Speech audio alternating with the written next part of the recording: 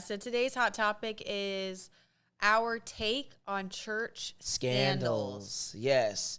And so first and foremost, we want to put a disclaimer out there that we never, ever, ever celebrate when we hear the downfall of a church. Yeah, of We a church, do of a not leader in the ever church. celebrate.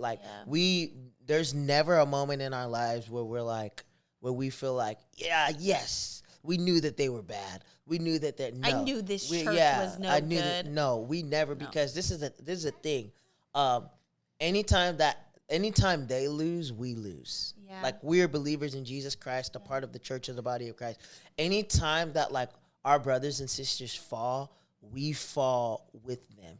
And so like we never are excited about like hearing about a church going through, or our pastor hearing that he's been unfaithful to his wife, or hearing about a church that is closing, or hearing about any of that. I mean, I think the biggest thing that we've been hearing about is pastors who have been found out in sexual sin, in sexual sin, misconduct within abuse, their abuse, all these different things. And so we just kind of wanted to share a little bit about what our take is on this. I'll let Sonia start. Yeah, I mean, first of all, my take is whenever I hear of something happening, my heart is broken. Yes. And my stomach turns, and I feel sick, and I feel angry. Yes. And the reason why I feel angry is because it causes a lot of confusion. Yes. It causes a lot of confusion, and it gives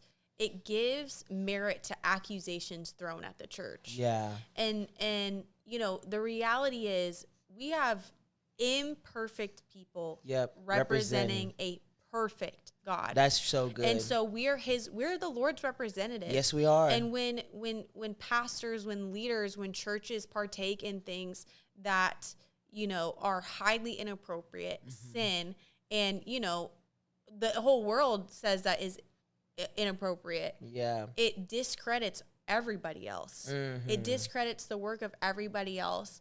And the Lord is big enough. He can handle it. Oh, absolutely. He can handle it. Absolutely. He's okay. He's still on the throne. Like, he's still good. He's still perfect.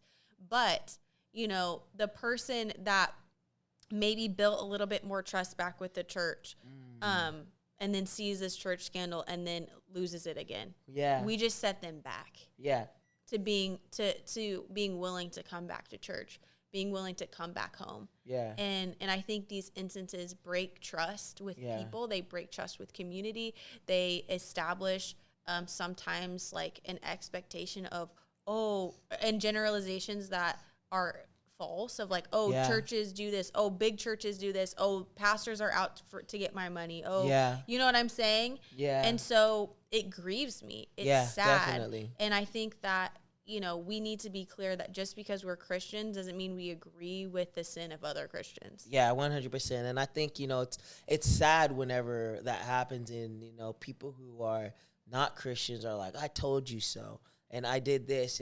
But what they don't understand is that, just like Sonia said, like, these are imperfect men who, unfortunately, like, in the current state of the church, a lot of times we idolize preachers. We idolize leaders of big ministries, and like, we honestly don't give them the space to be accountable enough to like make mistakes and to be able to share honestly when they're going through things in their lives.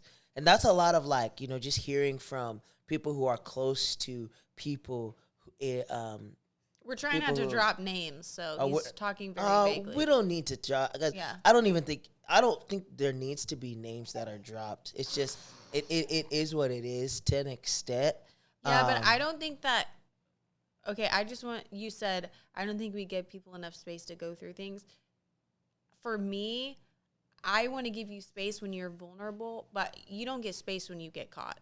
There's a difference. Of course, there's a difference when you're coming to a safe place to get help versus you got exposed. Well, this is the thing. This is what I'm talking about. I'm talking about like the system. Yeah. I'm talking about before that ever happens.